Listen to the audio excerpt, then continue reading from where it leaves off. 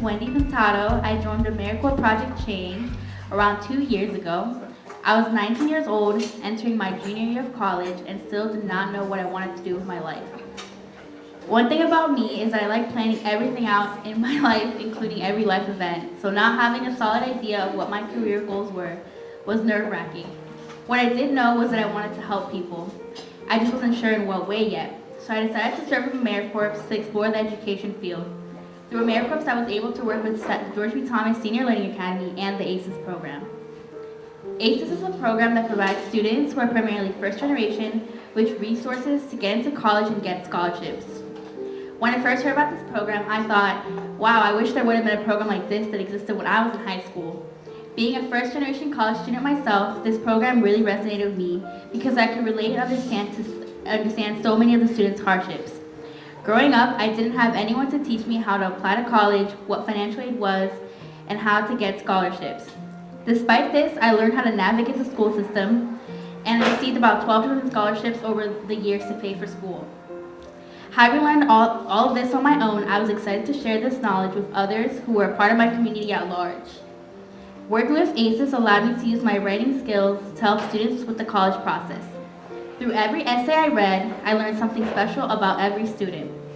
I learned what inspired them, their career goals, the challenges they had faced, and much more. The stories they shared with me were so powerful and inspiring, and while I was helping them with their writing, I was learning from them as well. They reassured me that I was in the right place and that I was meant for this kind of work. I thank the students that I've worked with because they have really made me enthusiastic about working with youth in education. In addition to money being a deterrent for school, there are also other factors that influence an individual's decision to go.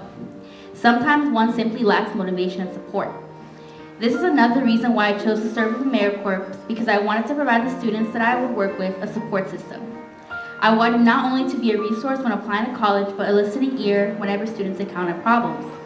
So I heard all kinds of stories ranging from family drama to problems with friends, issues with classes, etc., which reminded me that high school is a very stressful time period.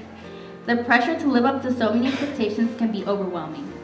And I am proud to have played an active role in helping students with these problems and maybe even help them worry less about what was going on in the moment. With AmeriCorps, there was never a typical workday. Sometimes it was slow, sometimes it was chaotic. But one of the things that I've learned in AmeriCorps is that nothing will ever run as smoothly as planned. I finally accept that I cannot plan everything out, but I can try. I am grateful for this life lesson because it has taught me how to be adaptable in any situation and how to make quick decisions. When I began my second year, I was already accustomed to everything at my site, and I wanted to take initiative into trying something new. I wanted to tackle my weaknesses. And one of my weaknesses has always been public speaking. I have always tried to avoid it at all costs. And one day I was asked to present a workshop on scholarship for parents. At first, I was looking for any excuse to not do the workshop because I hate talking in public and my voice always trembles no matter what I say. But what I did know was that I was very knowledgeable in the topic.